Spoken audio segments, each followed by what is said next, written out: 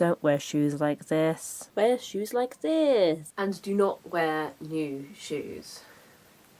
Do not wear new shoes. I don't care, and your feet don't care, more importantly, if they're your new shoes that you spent a lot of money on and they're bright pink and you can't wear them to work, so you want to wear them at the weekend. No, that doesn't matter, because you will be on your feet for a very long time. Even if you find spaces to sit down, you'll still have to do a lot of walking. You know, don't underestimate how big this place is going to be and how long it's going to take for you to get around places. It's at Earl's Court. I went to the London Book Fair at Earl's Court, and I was quite tired when I got home every day, and, you know, I wore sensible shoes, so do it. Do not take your suitcase. There may be a cloakroom. I know there is a cloakroom in Earl's Court, and presumably it will be running during this event, so you can leave things there, but, you know, if you want to have all your belongings with you, try not to take too many of them. I know that you will quite often have books with you that you want to get signed, and obviously that's really cool and important, so try to pack light with other things. You know, it's in July, so hopefully you won't need to wear like 11 jumpers and take a spare one just in case. But, you know, just be realistic about what you're going to need during the day. Like, maybe have one of the books you want to get signed as your reading book, or bring an e-reader instead. Leave your regular huge notebook and pencil case at home and just take a couple of pens and a small notebook this time. And, you know, don't take like your entire case of makeup, just like some lip balm or something. Just look through all your stuff and think of logical ways to cut it down, because it will make such a difference to your back. If you want to bring presents for authors and other guests at the convention, I know a lot of people do. I think one of the best things you can bring them is a letter. They probably don't have that much room in their luggage, and also you're going to have to carry it around all day till you meet them. I think generally a lot of people say that it's better to receive smaller gifts than anything else because they're easier to transport.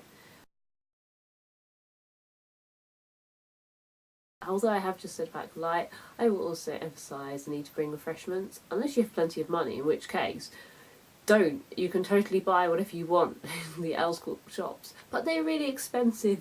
So if you're not wealthy, then bring some food, even if you don't have time to pack it, but you're going through a station where there's a Marks and Spencer's or a Boots. Buy your lunch there, because even M&S food is cheaper than the food in Earl's Court, and it's nicer.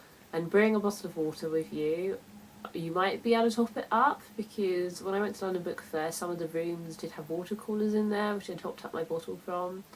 But, you know, even if not, having one bottle will save you a lot of money, because you will have one less bottle of water that you'll have to buy actually at the venue.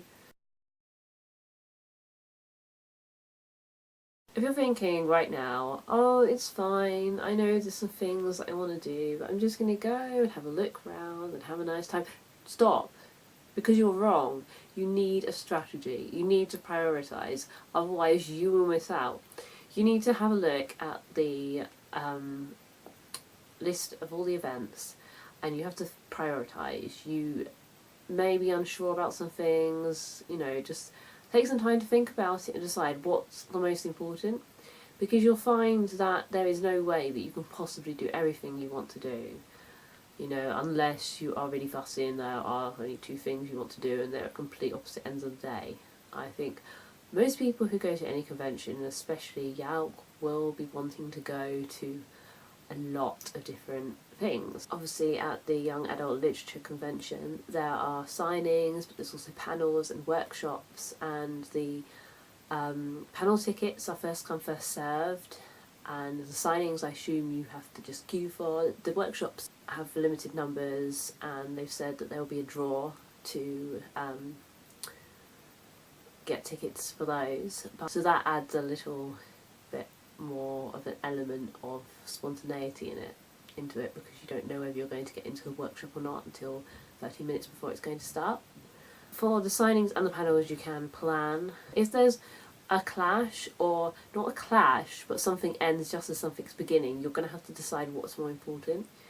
You know, you might have to leave something early in order to get to something else. If you're wanting to go to signings, then you need to have a think about what authors you think are going to be more popular. You can easily guess which authors are going to be more popular based on basically Twitter.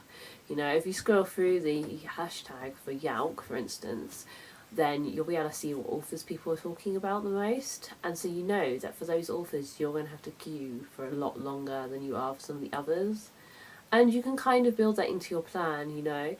If there is an author signing between a particular time and there's a panel that starts towards the end of the signing period, then you know that you need to get to that signing early on.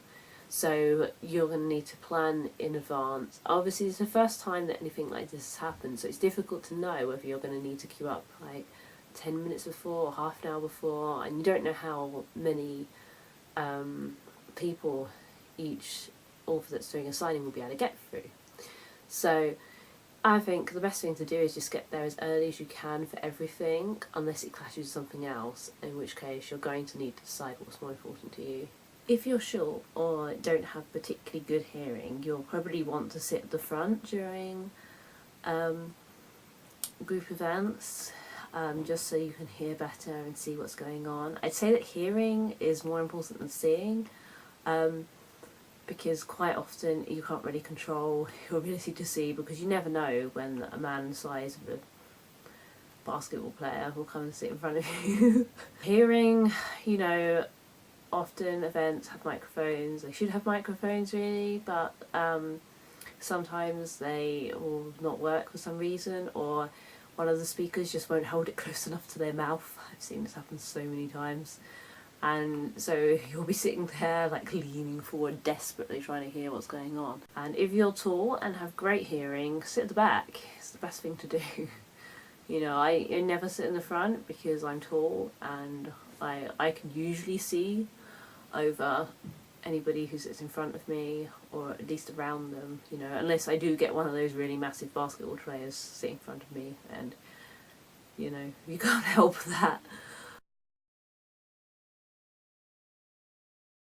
Obviously, you're going to have certain things that you're more interested in than others. You know, we all have our favourite genres and our favourite authors, and so you're obviously going to want to go to all your favourites, and anything else is going to be second place.